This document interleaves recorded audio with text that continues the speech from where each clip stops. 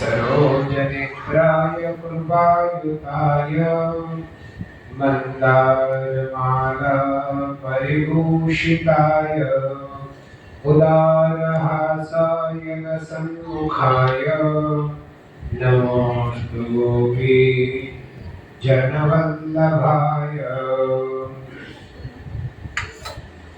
सच्चिदानन्दरूपाय विश्वोत्पत्त्यादिहेतवे तापत्रयविनाशाय श्रीकृष्णाय वयं नमः। श्रीनारायण उवाच अथ चिन्तातुरस्यास्य गृहं वाल्मीकिराययौ यो रामचरितं दिव्यं चकार परमाद्भुतम्।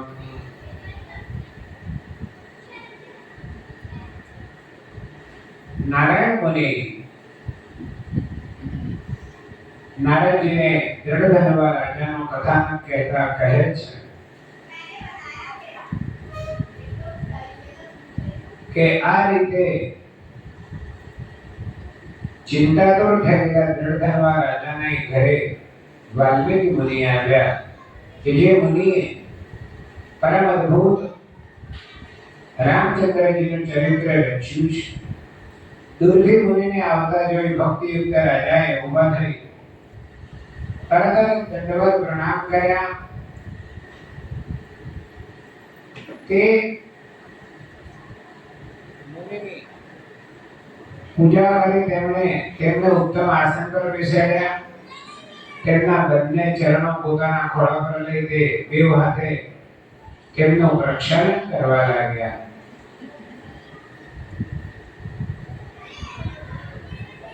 અને પોપટનું વચન સ્મરણ કરતા તે ગંભીર વાણીથી બોલ્યા કે હે ભગવાન, આપના દર્શનથી હું કૃતાર્થ થયો છું। હું હમણાં ભાગ્યશાળી થયો છું। આજે મારો જન્મ સફળ થયો છે કારણ કે આપ મારા આંગણે પધાર્યા છો।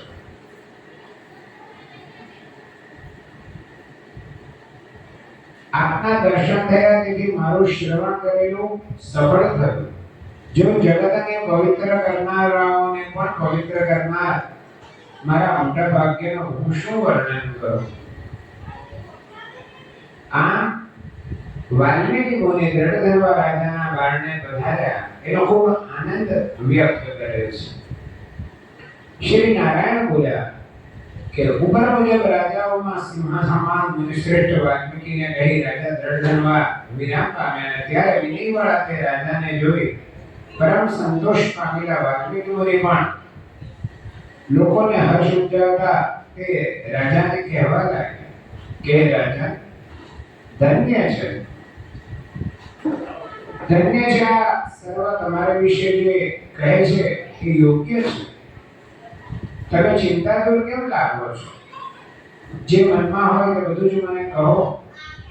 તમને કંઈક બોલવાની ઈચ્છા છે માટે તે કહો। ત્યારે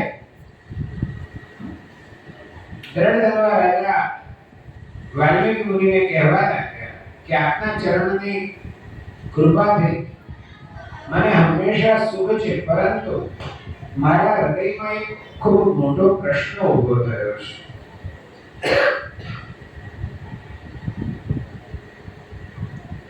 કે હું જ્યારે વનમાં ગયો અને ત્યાં પોપટના મુખમાંથી નીકળેલા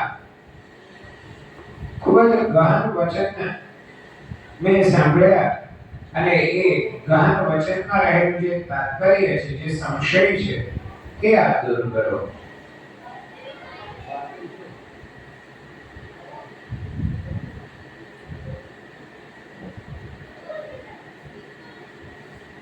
ત્યારે વાલ્મીકી મુનિ બોલે છે કે એમ નહીં, મને સર્વ વૃત્તાંત કહો। અને ત્યારે રાજા કહે છે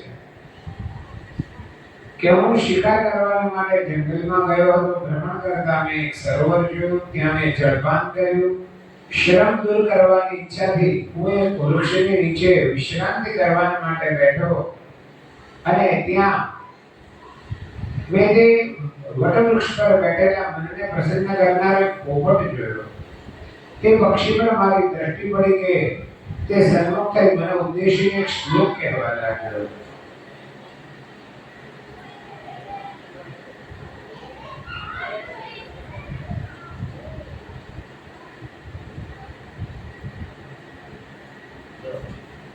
અને એ કયો શ્લોક હતો એમ જ્યારે પૂછ્યું ત્યારે દ્રઢધર્વા રાજા કહેવા લાગ્યા કે પોપટ પોતાના મુખેથી વિદ્યમાન તુલસુખમ આરોગ્યતિવ ભૂતલે ન ચિંતયસि તત્વં ત્વં તત્કથં પારમેષ્યસી. કે વારંવાર આ એક જ શ્લોકને રટણ કરતો હતો. પૃથ્વી પર પ્રાપ્ત થયેલા અત્યંત સુખને જોઈ તો તત્વનો વિચાર કરતો નથી તો તું સંસાર સાગરના પારને શી રીતે પામીશ? સંસાર સાગર કેવી રીતે પાર કરી શકીશ? આ પ્રમાણે પોપટે કહેલી વાણી સાંભળી હું વિસ્મય પામ્યો છું. એ પોપટે જે કહ્યું તે હું સમજી શકતો નથી. આ મારા મનના સંશયને તમે દૂર કરવા યોગ્ય છો.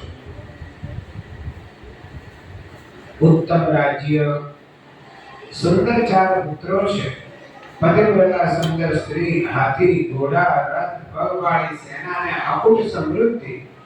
આ બધું હાલમાં મને આ બધી જ વસ્તુ અને સમૃદ્ધિ કયા પુણ્ય વડે મળ્યું હશે? આ બધું વિચાર કરી સંક્ષેપમાં કહેવા તમે યોગ્ય છો. રાજાના વચનો સાંભળી મુનિશ્રેષ્ઠ વાલ્મીકી મુહૂર્ત માત્ર ધ્યાન કરી સમાધિ લઈને બેઠા અને હસ્તમાં રહેલા ભૂત ભવિષ્ય વર્તમાન સગળું જોઈ મનમાં નિશ્ચય કરી રાજાને કહેવા લાગ્યા એ શૃણો ભૂપતિ શાર્દૂલ પ્રાગ જન્મ ચરિતમ તવ પુરા જન્મ વિરાજેન્દ્ર ભવાન દ્રવિડ દેશજઃ. કે હે રાજ શાર્દૂલ, તમારા પૂર્વજન્મનું ચરિત્ર સાંભળો. પૂર્વજન્મમાં તમે તામ્રપર્ણી નદીને તીરે વસનારા તથા દ્રવિડ દેશમાં જન્મેલા સુદેવ નામના કોઈ બ્રાહ્મણ હતા. ધાર્મિક સત્યવાદી જે મળે તેમાં સંતોષ રાખનાર, વેદાધ્યયનથી સંપન્ન અને વિષ્ણુ ભગવાનની ભક્તિમાં પરાયણ એવા તમે અગ્નિહોત્ર વગેરે યજ્ઞો વડે હરિ ભગવાનને પ્રસન્ન કરવા લાગ્યા. હંમેશા આ પ્રમાણે વર્તન કરનારા તમારી વરવરની ઉત્તમ સ્ત્રી હતી. ગૌતમ મુનિની શોભના પુત્રી એવી તે ગૌતમી નામે પ્રસિદ્ધ હતી. જેમ માતા પાર્વતી ભગવાન શંકરની સેવા કરે તે મુજબ કે પ્રેમથી પતિની સેવા કરતી હતી. આ પ્રમાણે ગૃહસ્થાશ્રમ ધર્મ ભોગવતા તેનો લાંબો સમય વીતી ગયો, પણ એ સંતતિ પ્રાપ્ત કરી શક્યો નહીં. એક દિવસે આસન પર બેઠેલા પોતાની સ્ત્રીથી સેવા કરાતાને ખેદ પામેલો તે બ્રાહ્મણ ગદગદ અક્ષરે બોલ્યો કે સુંદરી, આ સંસારમાં પુત્ર કરતા શ્રેષ્ઠ બીજું કોઈ સુખ નથી. તપ અને દાન એમના વડે પ્રાપ્ત થયેલું પુણ્ય તો લોકાંતરમાં સુખ આપનારું થાય છે.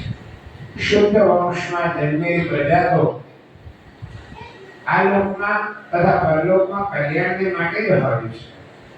માટે તે ઉત્તમ પુત્રને પ્રાપ્ત કરવા વિના મારું જીવન નિષ્ફળ છે.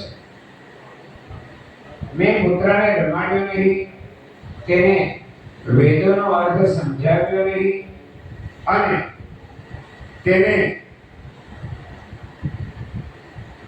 સુંદર ગુણવાન પુત્રવધુ સાથે વિવાહ સંસ્કાર ન કરાવ્યો તો જો આ બધું નથી કરાવ્યું માટે મારો જન્મ વ્યર્થ ગયો છે, નિરર્થક ગયો છે.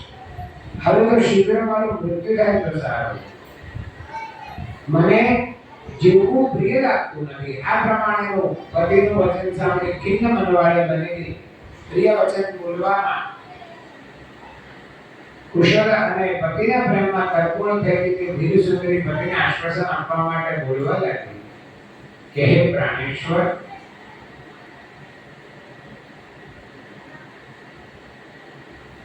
આવા ઉચ્ચ વચનો તમે નહીં બોલો.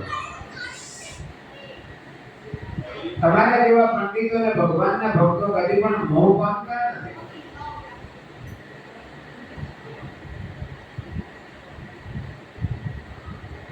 સત્ય ધર્મ પરોસિત્વમ જગસ્વર્ગ સ્વયા વિભો કથમ રુદ્રૈ સુખાવાપ્તે જ્ઞાનને સ્તવ સુબ્રત.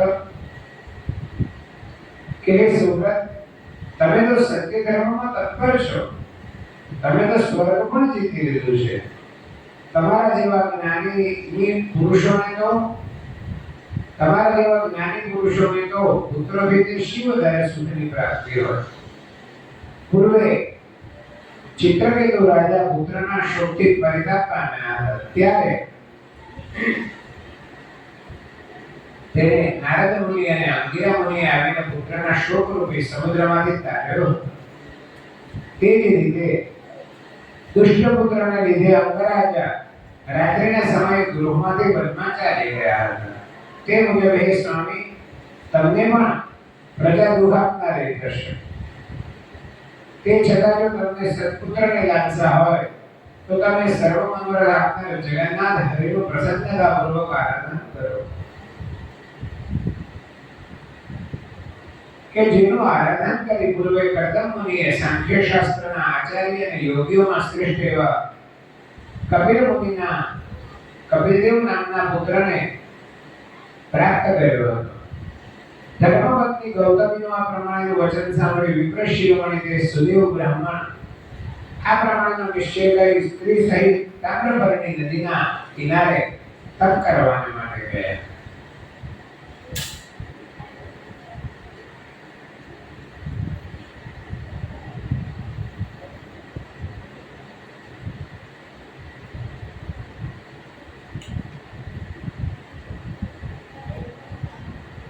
स्नात्वा विरजे पुण्ये चचार परम तपः शुष्कवर्णः जलाहारः पंचमे दिने.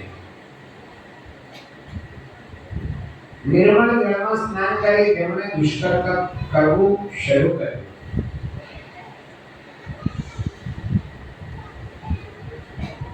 તપશ્ચર્યામાં તેમણે પાંચમે દિવસે સુકાઈ ગયેલા પાંદડાનો અને જળનો આહાર કરવાનું શરૂ કર્યું. આ પ્રકારે તપશ્ચર્યા કરતા તે બ્રાહ્મણના 4000 વર્ષો વીતી ગયા. તે બ્રાહ્મણના આ તપથી ત્રણેય લોકો ખૂબ જ ચિંતાતુરકે થરથરવા લાગ્યા. દર 5મે દિવસે આવા અનેક પ્રકારના વ્રતો શાસ્ત્રોમાં કહેલું છે. અનેક પ્રકારના કુરુક્ષેત્ર વ્રત, વયોવ્રત, નિર્જળા વ્રત, કુરુક્ષેત્ર ચાંદ્રાયણ વ્રત, શુદ્ધ ચાંદ્રાયણ વ્રત, બાલ ચાંદ્રાયણ વ્રત, આવા કંઈક અનેક જાતના વ્રતો શાસ્ત્રોમાં બતાવ્યા છે. પણ એ વ્રત તે જ કરી શકે જેને શરીર સાથ આપતું હોય. જ્યાં સુધી શરીર સાથ આપે ત્યાં સુધી તમે કોઈ પણ પ્રકારના વ્રત, ઉપવાસ વગેરે કરી શકો. પણ જે દિવસથી શરીર સાથ આપે નહીં તે દિવસથી કોઈ પણ પ્રકારના વ્રત કરાય નહીં. પાર્વતી માતાનું પણ એક નામ છે અપર્ણા. કે એ અપર્ણા એટલે ન પર્ણા એટલે અપર્ણા. કે એમણે પોતાના માટે સારો પતિ મેળવવા માટે જે તપ કર્યું એમાં આવી રીતે સુકાયેલા પાંદડા ખાવાનો વ્રત એમણે કરેલું અને પછી એ પણ છોડી દીધું એટલે ન વર્ણા ઇતિ અપર્ણા ઇતિ પ્રોક્તા એવું નામ પડ્યું. અહીંયા આ સુદેવ નામના બ્રાહ્મણે પણ પાંચમે દિવસે સુકાઈ ગયેલા પાંદડાનો અને જળનો આહાર કરવાનો આ ક્રમ સ્વીકારીને તપશ્ચર્યા આદિને કેટલા વર્ષ કર્યું? 4000 વર્ષ. એટલે કેટલો સમય? આગળ આવી ગયું ને? વર્ષ એટલે દિવસ સમજવા. એટલે 4000 દિવસ એમણે વ્રત કર્યું. 4000 દિવસ એટલે 16 વર્ષ. 16 વર્ષ તક કર્યું.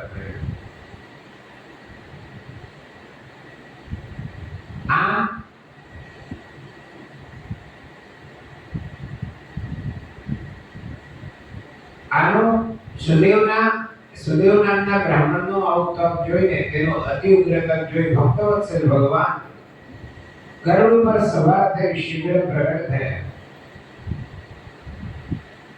અને ત્યાં નારાયણ મુનિ નારદજીને કહે છે કે નવા મેઘના જેવા શ્યામ સુંદર જગતનું પાલન કરવા સમર્થ 4 ભુજાઓ વડે શોભતા પ્રસન્ન મુખવાળા અને મૂળ નામના રાક્ષસના શત્રુ એવા તે મુકંદ ભગવાનને જોઈ સુદેવ શર્માએ હર્ષથી સાષ્ટાંગ પ્રણામ કર્યા.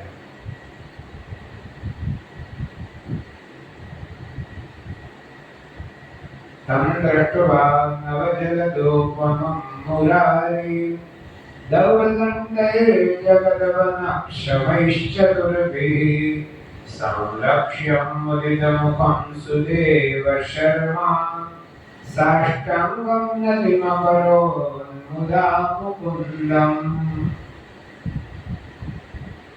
साष्टांग नतिम अकरोन् मुदा मुकुंद.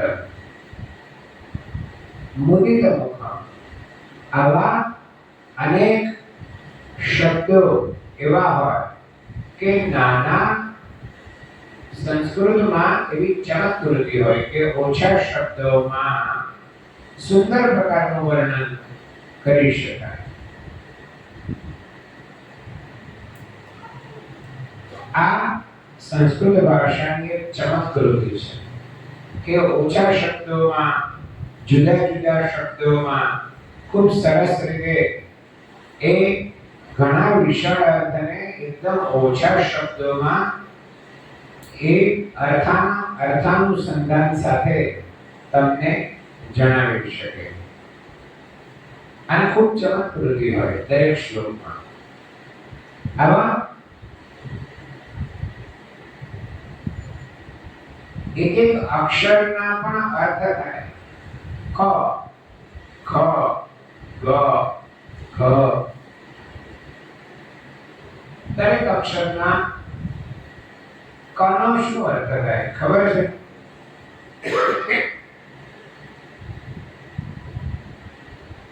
કરનાર. તમે જુઓ ગુજરાતીમાં પણ કનો અર્થ થાય. કોઈ પણ ક્રિયાની પાછળ ક લાગે ને એ એનો કરનાર હોય. ગાડી ચાલક એટલે જે ગાડીનું ચાલન કરતો હોય તે એટલે ચાલક એટલે ચલાવવા વાળો. વાદક એટલે વગાડવા વાળો. એટલે કનો અર્થ આવો થાય. પછી ખ એટલે ખબર છે મને? ખ એટલે આકાશ. ખ એટલે આકાશ. ગ એટલે જનાર. ગ એટલે કોઈની પાછળ ગતિ કરનાર. અનુગ. ગ એટલે એની પાછળ જનાર. ચ એટલે ખબર છે? અને. ચ એટલે સંસ્કૃતમાં અને. ઘણા બધા શ્લોકોમાં વચ્ચે ચ આવે છે ને. ત્વમેવ માતા ચ પિતા ત્વમેવ ત્વમેવ બંધુઃ ચ સખા ત્વમેવ તો એ ચ એટલે અને, જ એટલે જન્મનાર, જ વાળો જ એટલે જન્મનાર. તો એવા અક્ષર કોઈને લાગે એવો કોઈ શબ્દ યાદ આવે છે? હોય પણ આમ ઓચિંતો પૂછે ને એટલે યાદ નહીં આવે. પાછળ જ એટલે જન્મનાર, તો જલજ, જલે જાય એટલે ઈ જલજ. આપણે જન્મનાર એટલે પંકજ, પંકજ નામ હોય ને તો જ એટલે જન્મનાર, પંકે જાય એટલે ઈ પંકજ. પંક એટલે કાદવ, કાદવમાં શું કીધે? કમળ, એટલે પંકે જાય એટલે ઈ પંકજ.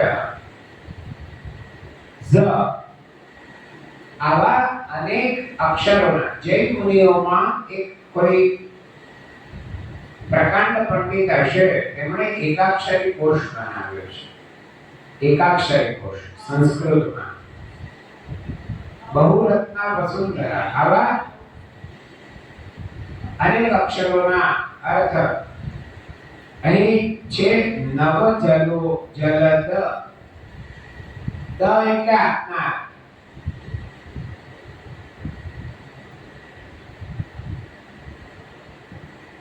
પાદપ, પ એટલે પીનાર, પાદપ, પાદ એટલે પાદ એટલે પગ, ચરણ કમળ. તો પગેથી પાણી પીએ એવું કોણ? પગેથી કોણ પાણી પીએ?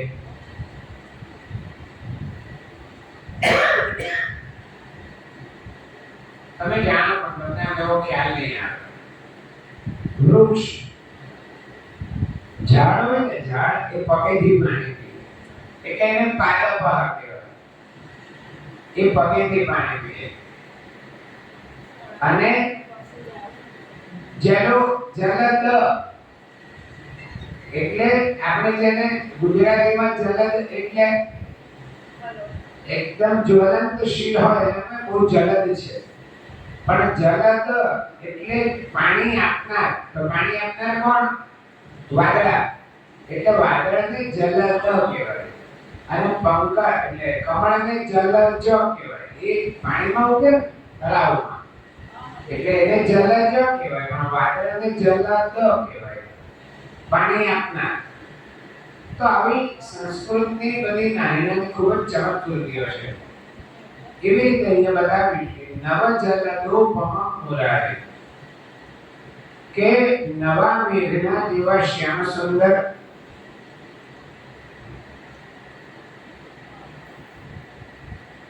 જગતનું પાલન કરવા સમર્થ, ચાર ભુજાઓ વડે શોભતા. અમુક અમુક વસ્તુનો અર્થ એટલો બધો સુંદર હોય ને કે તમને ખબર જ નહીં પડે. આપણે બધા ત્યાં શ્યામ વર્ણના હોય પણ સુંદર દેખાતા હોય તો આપણે એના માટે કયો શબ્દ વાપરીએ? બ્લેક બ્યુટી કહીએ ને. તે બ્લેક બ્યુટી કોણ? કૃષ્ણ ભગવાન. એના માટેનો મૂળ ગુજરાતી શબ્દ શું છે બ્લેક બ્યુટીનો? શ્યામ સુંદર. બ્યુટી એટલે સુંદર અને બ્લેક એટલે શ્યામ. પણ આપણને જલ્દી એવું સૂઝે નહીં. એટલે કૃષ્ણ ભગવાન માટે વપરાયેલો જે શ્યામ સુંદર શબ્દ છે એને જ આપણે ઇંગ્લિશમાં બ્લેક બ્યુટી કહીએ છીએ. તો ભગવાન અહીંયા એ નવજલદોપમં મુરારી, પાણી ભરેલું નવું વાળેલું હોય. આજે ઉઠ્યા ને ત્યારે ઉપર મેઘ વર્ણમ, કૃષ્ણ ભગવાનનો કલર આવો હતો. નવા મેઘના જેવા શ્યામ સુંદર, જગતનું પાલન કરવા સમર્થ, દૌર્દંડે જગતવન ક્ષમિશ ચતુર્ભિ સંલક્ષ્યમ મુદિત મુખમ. મુદિત મુખમ એટલે પ્રસન્ન મુખવાળા. સુદેવ શર્મા ષષ્ટક નતિમ અકરોત મુદા મુકુંદમ. એવા ભગવાન શ્યામ સુંદર ભગવાનને એ સુદેવ શર્માએ સાષ્ટાંગ નમસ્કાર કર્યા છે. સ્ત્રીઓની સાષ્ટાંગ નમસ્કાર થાય નહીં.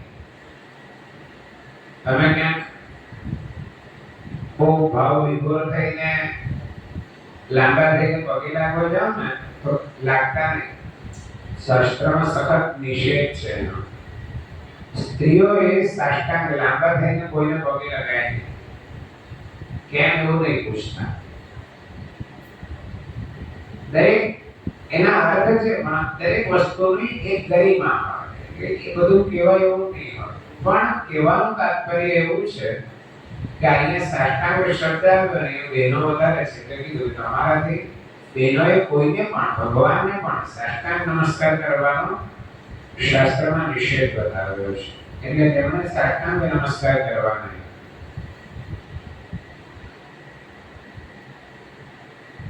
આમ જે 4000 વર્ષ સુધી સુદેવે તપ કર્યું અને પછી એ તપથી પ્રસન્ન થઈને ભગવાન પધાર્યા એટલે સુદેવ શર્માએ તેમને સાષ્ટાંગ નમસ્કાર કર્યા છે.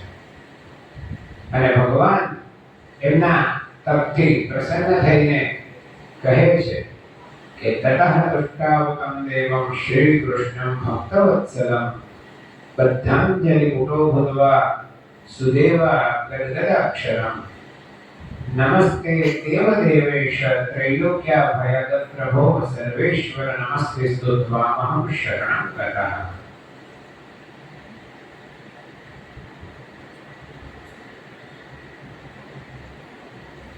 ભગવાન લક્ષ્મીજીને કહે છે કે ત્યાર પછી સુદેવ ભક્તવત્સલ્યવતે કૃષ્ણદેવની બે હાથ જોડી ગદગદ વાણીથી સ્તુતિ કરવા લાગ્યા. પધાર્યું કોણ છે? શ્યામ સુંદર કૃષ્ણ પરમાત્મા શેની ઉપર બિરાજમાન થઈને? ગરુડ ઉપર. ભગવાન ગરુડારૂઢ શિવરે પ્રગટ થયા. તો ગરુડ પર કોણ આવ્યા? વિષ્ણુ ભગવાન. પણ અહીંયા સ્તુતિ કોની કરે છે? કૃષ્ણ ભગવાનની. શ્યામ સુંદર એટલે કૃષ્ણ ભગવાનની. તો કૃષ્ણ ભગવાન તો ક્યારેય પણ ગરુડ પર બેઠા નથી, પણ કૃષ્ણસ્તુ ભગવાન સ્વયં.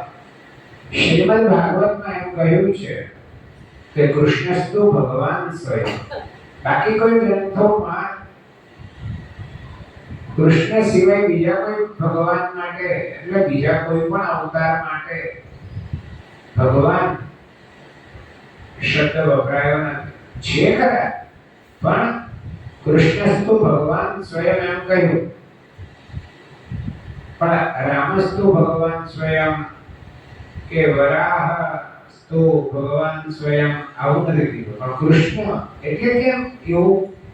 તો કે બ્રહ્મમાં જે લક્ષણો હતા, મૂળભૂત પરબ્રહ્મમાં જે લક્ષણો છે, બધા લક્ષણો કૃષ્ણમાં હોવાને લીધે એમ કહેવાય કે કૃષ્ણસ્તુ ભગવાન સ્વયં.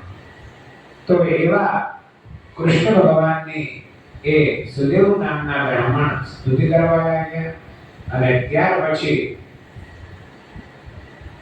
કૃષ્ણ પરમાત્મા સુદેવ નામના બ્રાહ્મણને સ્તુતિ કરીને જે વરદાન આપવાના છે, કે પુત્રનું વરદાન આપવા માટે તેઓ તત્પર થયા છે. પણ એનું જે કથાનક છે તે આપણે આવતીકાલના અધ્યાયમાં શ્રવણ કરીશું.